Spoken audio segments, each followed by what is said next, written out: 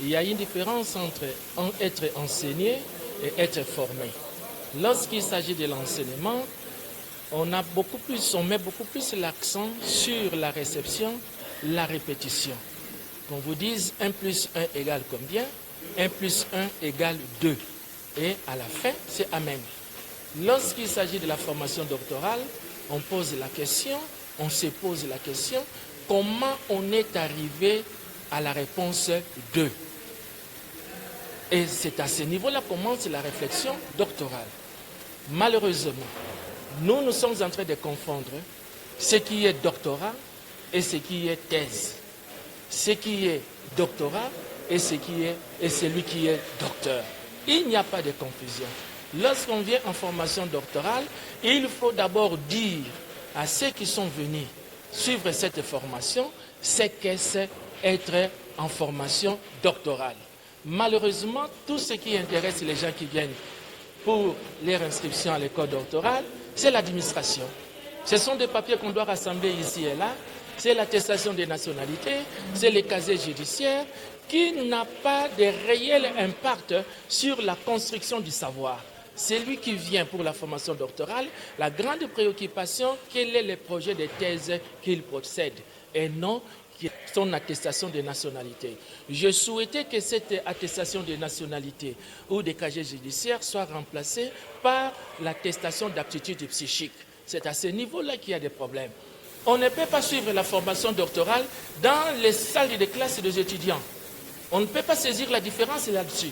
Il faut que la formation doctorale se réalise dans un sanctuaire, dans un temple du savoir. Déjà, le climat dans lequel doit s'organiser cette formation détermine celui qui vient en formation à prendre d'autres attitudes. Mais malheureusement, on vient en formation doctorale, on sort de cette formation sans avoir été transformé. C'est là notre problème. C'est pour cela que je parle de la réhabilitation structurelle. Les systèmes doivent changer de façon à ce que nous ayons réellement des docteurs. Cela engage l'avenir de notre pays. Le développement de notre pays est fonction des esprits, de la qualité des esprits que nous allons former.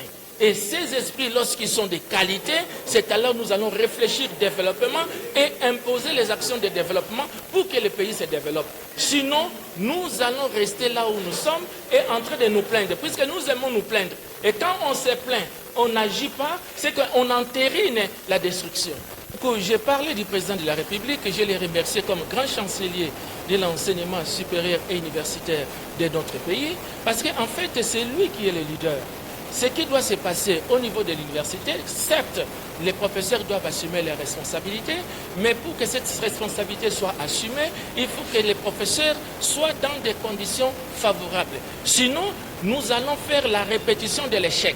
Et il y a d'ailleurs dans un de mes livres, je suis en train de dire lorsque le professeur est agressé par la société, comme l'agression produit l'agression, les professeurs doivent se mettre aussi à agresser la société. C'est alors qu'il y a fabrique des idiots parfaits. Alors donc nous devons éviter ces éléments-là. Nous nous remercions du président de la République.